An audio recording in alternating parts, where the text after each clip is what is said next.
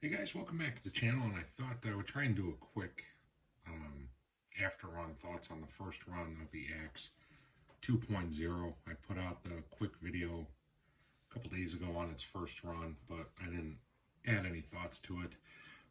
This car drove extremely well out there. Drove a little bit better than I remember the first one when it was stock driving.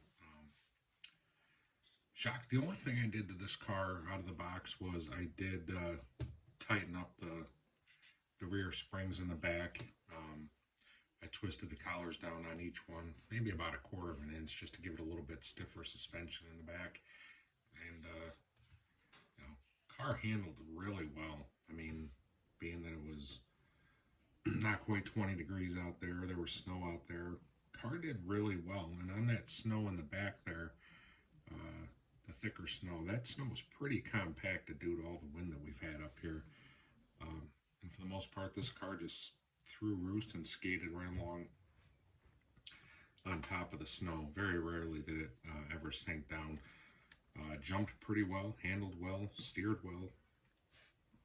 The steering servo in here seems plenty. I'm just really pleased with a car that cost 139 bucks.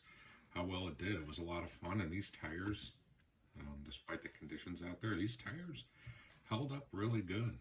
For my purposes, the 22 turn brush motor that's in here did the job just fine for me. Felt plenty fast in those conditions out there. A few instances where taking some tight turns where the tires really dug in and the car flipped over, but I mean that's to be expected. Really impressed after the first run with this car, and I know I said that at some point I'm going to put a metal pinion gear in there, and I'm sure I will, but after that first run, I don't really feel like I'm in a hurry to do that. And I know the first version of this car I've talked about before. I did a bunch of different things to it over the years. And this one, I'm pretty much, other than the pinion gear, I think I'm probably going to keep this one all stock. But I was so impressed with this car that I decided to go out and pick up its sister car. This one came out before the Axxe, and we're talking, of course, about the Sandmaster 2.0. Both cars, $139, and I picked this one up because I had, I don't know, reboard points or whatever they call them at Tower Hobbies that I've had for a while, and I've been kicking around the idea in my head that, I don't know, I might not be going through Tower anymore, but not decided. But I figured I would use the points and use it towards a purchase of something, and right now figuring that I got plenty of kits to build that are going to keep me busy for a while. I kept coming back to this one, and I wanted to pick up something where I felt like I was getting a pretty good deal, so I used my points and picked this one up. It wasn't completely free of charge. I still had to pay a decent amount for it, but I figured after getting this, why not get this, and maybe we'll do some comparisons. There's already a lot of videos out there on the Sandmaster 2.0. We know that a lot of guys out there were having issues with their stock spur gears from the factory, that they seem to, for the most part, work just fine, but the car really sounded quite bad. I've not pulled a gear cover off of this. All I've done is taken this out of the box. I haven't done anything. I haven't put a battery in it. But I thought I would do a quick comparison as long as I had the Axxe out and was talking about it. Like I said, both of these cars retail for $139, and for the most part, the chassis are very similar.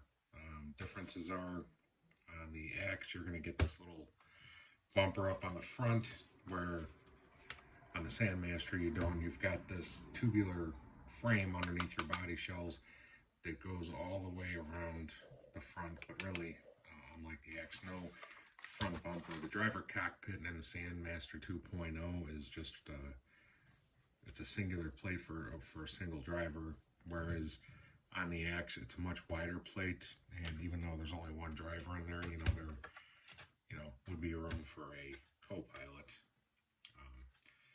But again, this has the tube frame as well as a Sandmaster, but this one is wider. It comes down and actually covers up just a little bit of the bottom chassis, whereas on the Sandmaster you've got this one piece that comes down down to here. But this up here, this bar ends right up here, well above the chassis line. Shocks are the same 40 amp ESC, same 22 turn brush motor. Everything else is the same. Shocks are the same. Tires are different. On the Sandmaster, you've got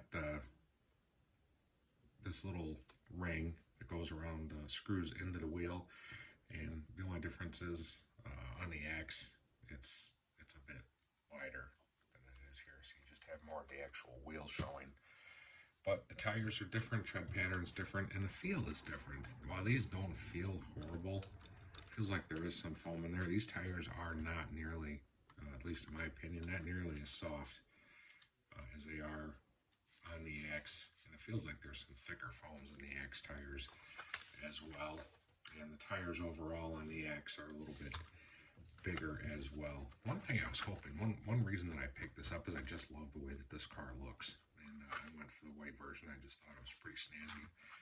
But I was hoping that the lettering on these tires was actually printed onto the tires. Unfortunately, they're not. These are just decals. So if I run this car, I know they're not going to last on there long. But yeah, I just thought that I would show you guys that I picked up the Sandmaster to go with the Axxe 2.0 again for 139 bucks. I think it's quite a nice deal. And so yeah, I've run this once, so I'm going to continue to run it on the Sandmaster. I don't know, you guys can let me know if you guys want to see a running video of this car as well. And if you do, I'll get to it. If not, I'm not going to be in any kind of a huge hurry to get to it. But I thought as long as I had them both here and the Axxe 2.0 all cleaned up after its snow run, that I would just give you a quick video showing comparisons of the cars, and similarities, which there are a lot. I was just farting around with the car here while I was talking to you guys. There does seem to be some play on these back suspension arms. Whereas on the Axxe, you don't have that, but these arms do look to be identical. Yeah, there's no side-to-side, front and back movement on the ones on the Axxe, but on the Sandmaster, there is a little bit of play there. Not a huge deal. I mean, in my experience, these chassis have really held up quite well for what these cars are. But I think that's going to wrap this one up, guys. This video is going longer than I intended it to, but I just figured I would give you a side-by-side comparison of both of these really nice offerings from Kyosho. So that's going to wrap this one up, guys. As always, thanks for taking some time out of your day to check out my videos. Till the next one, everyone, stay safe. We'll see you around.